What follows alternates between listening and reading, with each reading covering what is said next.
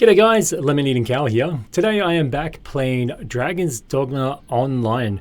Now if you didn't know, Dragon's Dogma Online was released back in 2015 in Japan. It pretty much saw no release outside of Japan. In fact, no release at all outside Japan, I don't think.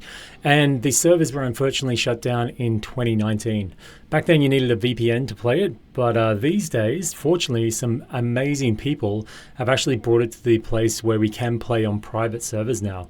I'm actually on a public private server at the moment, and I will link the details to that down in Discord. It is actually pretty easy to download, and if you don't mind a few disconnects here and a few well, quite a lot of content missing, but you can get the bare bones of the game and get an idea for it, then definitely go and give it a try. It is phenomenal. And the more people that put their eyes and pay attention to this project, the better and faster it will progress.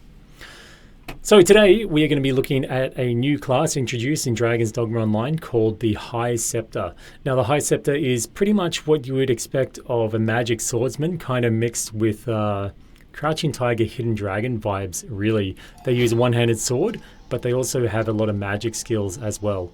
You can see I'm wearing Attack on Titan gear at the moment. This is just a kind of a custom skin or a crossover event even in the game, but it is currently the strongest equipment. So yeah, checking that out.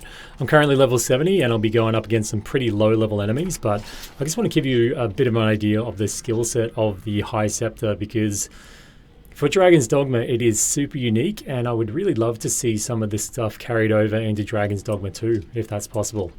You'll note up in the left-hand corner, you've got the green health bar for, well, health. Below that is my stamina bar, and then below that one is my magic gauge and my magic, I forget the name of them, shards or something, but what you have to do is target a monster and then attack them to build up that gauge, and when you get it to full, you'll get a bit of a blip there that allows you to do different skills. But without further ado, let's jump in and we'll check it out. Again, these are little low-level guys, so they shouldn't take too much damage, but anyway, we'll start off with the Dim Slash, which is a massive AoE attack, which usually clears the whole room. Luckily, we got a few stragglers here. So the High Scepter, you want to mark an enemy to start off with. Then once you can do that, as you attack them, you get your blue bar built up. And from there, once we have those skills, we can then use our different magic powers. So we'll avoid this guy. In true Dragon's Dogma fashion, you can actually mount the enemies and attack them while you're up here and get knocked off and such. So it's great that they kept that mechanic in this game. But let's get in, we'll check out some more moves. So this is one of their main combos, the Quadruple Slash, and this is primarily used to build up your magic gauge there. On top of that, we can also use the Full Moon Light, which is this attack here. Can be used on the ground as well, like this. And when you notice when you get a glowing yellow to the side of my magic bar, it will actually improve the moveset of the Full Moon Light. You can see there he does a wider hit and also does more hits with it as well. So looks pretty unique. The one on the ground will also get more hits in that state as well. We'll try and build it up again and I'll show you the ground version.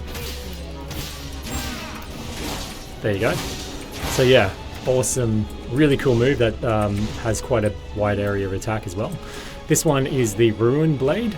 So you can target a spot on the enemy and then throw your blade into them.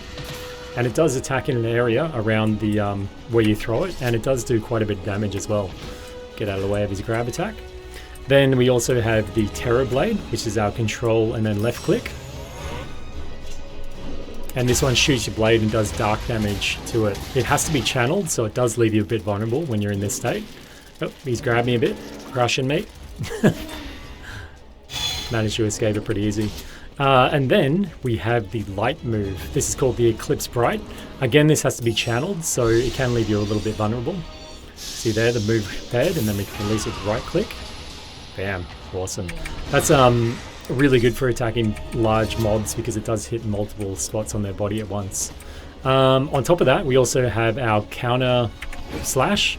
I think that's actually meant to be the back leap. So you can dodge out of the way of their attacks. And then we have the counter slash, which is this one, which can actually counter moves if you time it right with someone's attack. It'll actually counter the attack and move away at the same time. So you can see there I avoided his grab.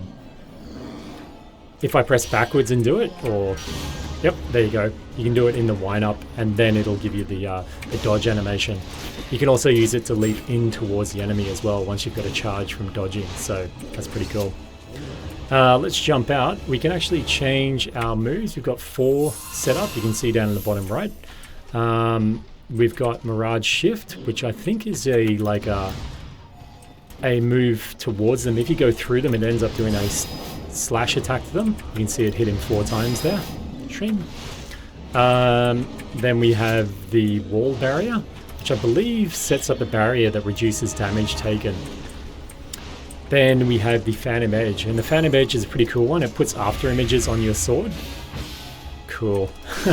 So that you'll see, instead of doing my normal quadruple slash and have it hitting 4 times, it'll actually hit multiple times. You can see there how many extra times it's hitting.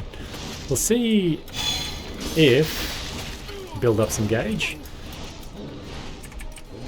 We'll see if that can apply. I wonder if I do my Phantom Edge again. Oh, I did a different animation for my Phantom Edge if I've already got it up.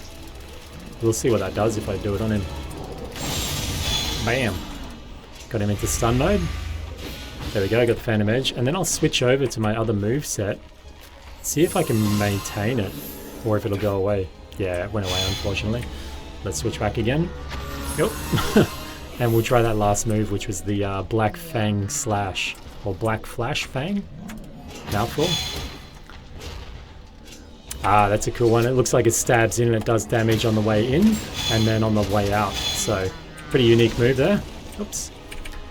So, yeah, that's the basics of most of the attack moves. He does actually have a few more moves that I don't actually have equipped at the moment, but let's jump in and I will go to a slightly stronger piece of equipment here.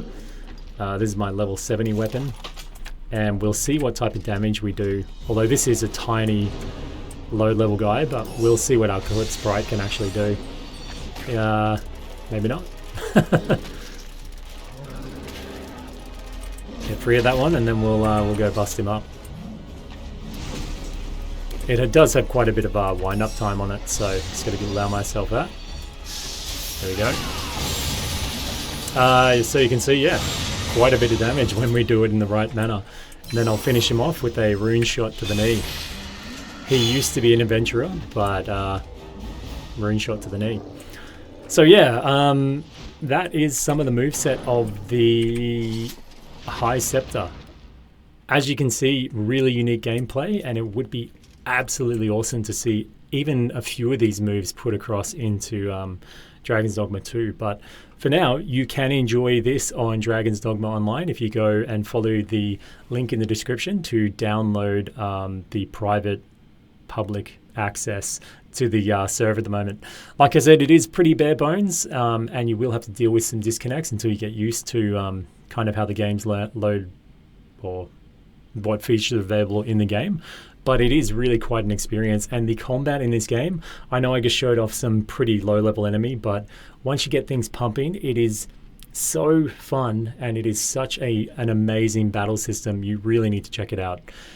If you did like this little bit of show off of the High Scepter, then let me know and I can do some bit of previews on some other classes.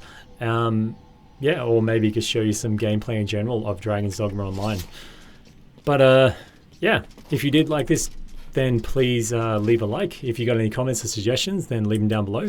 And if you haven't subscribed already, then please do so. This has been Lemon Eating Cow. Moo.